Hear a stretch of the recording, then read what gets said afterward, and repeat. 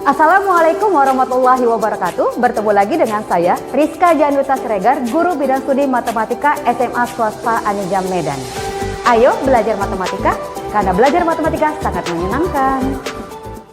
Kita buka dengan lafaz basmalah. Sebelumnya kita sudah mempelajari bagaimana menentukan nilai optimum dari suatu fungsi objektif dengan metode yang pertama, yaitu uji titik pojok. Nah, kali ini kita akan mempelajari bagaimana menentukan nilai optimum dari suatu fungsi objektif dengan metode yang kedua, garis selidik. Langkah-langkahnya, yang pertama, menentukan model matematikanya yang terdiri dari fungsi kendala dan fungsi objektif. Ini kalau soal cerita. Yang kedua, menggambarkan daerah himpunan penyelesaiannya. Yang ketiga, menentukan persamaan garis selidik dari fungsi objektifnya. Persamaan fungsi objektif AX tambah BY, maka persamaan garis selidik AX tambah BY sama dengan K, di mana K anggota bilangan real. Nah, biasanya si K itu adalah A dikali B. A itu koefisien X, B itu koefisien Y dari persamaan fungsi objektifnya. Kita masuk langkah yang terakhir, menggambarkan garis selidik. Setelah garis selidik digambarkan, kita akan menggesernya sesuai dengan yang ditentukan.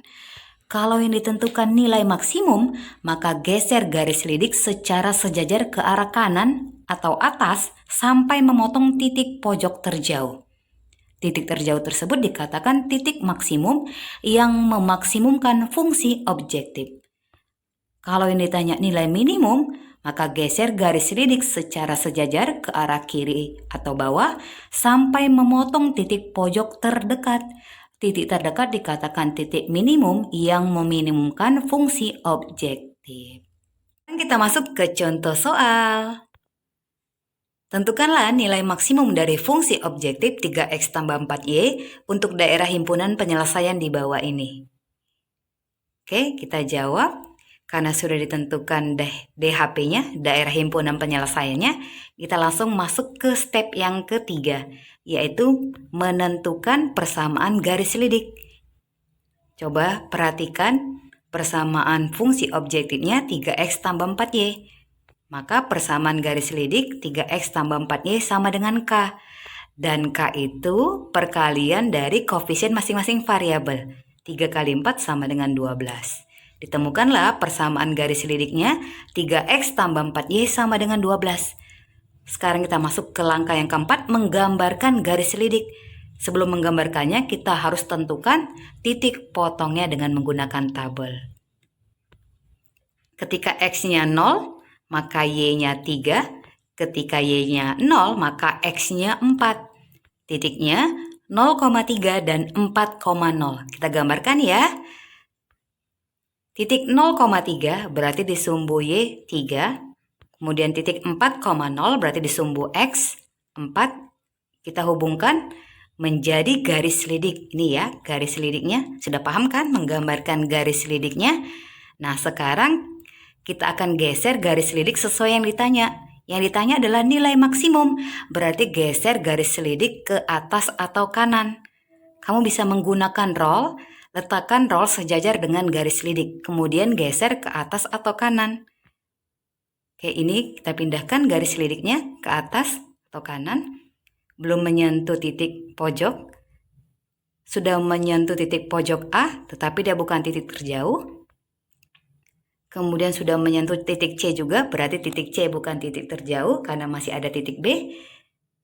Sudah pasti ya, titik B adalah titik terjauh. Karena dia titik terjauh, maka dia titik maksimum yang akan memberikan nilai maksimum. Kita tentukan nih titik B, dia merupakan perpotongan dari dua garis, maka harus kita eliminasi dan substitusi garisnya. L1 dan L2. L1 4x tambah 3y sama dengan 24. L2 x tambah 2y sama dengan 10. Kalau misalnya dalam soal tidak diketahui persamaannya, kamu bisa menentukan persamaan garisnya ya. Oke, kita eliminasi dengan menyamakan dulu koefisien x-nya. Berarti dikali 1 untuk persamaan yang pertama, dikali 4 untuk persamaan yang kedua. Ini hasilnya. Kemudian kita kurangkan untuk menewaskan variabel X, tewas ya, tinggal minus 5Y sama dengan minus 16. Diperolehlah Y sama dengan 16 per 5. Selanjutnya substitusi Y sama dengan 16 per 5 ke L1 atau L2. Kita pilih L2 karena persamaannya sederhana. Berarti X tambah 2 dikali 16 per 5 sama dengan 10. Diperolehlah X sama dengan 18 per 5. Dapat nih titik B-nya. 18 per 5, 16 per 5. Sekarang kita substitusikan titik ini ke fungsi objektifnya untuk menentukan nilai maksimum. Nilai maksimum hasilnya adalah 118 per 5. Paham ya bagaimana menentukan nilai maksimum atau minimum dengan menggunakan metode garis lidik. Terima kasih. Sekian pembelajaran kali ini.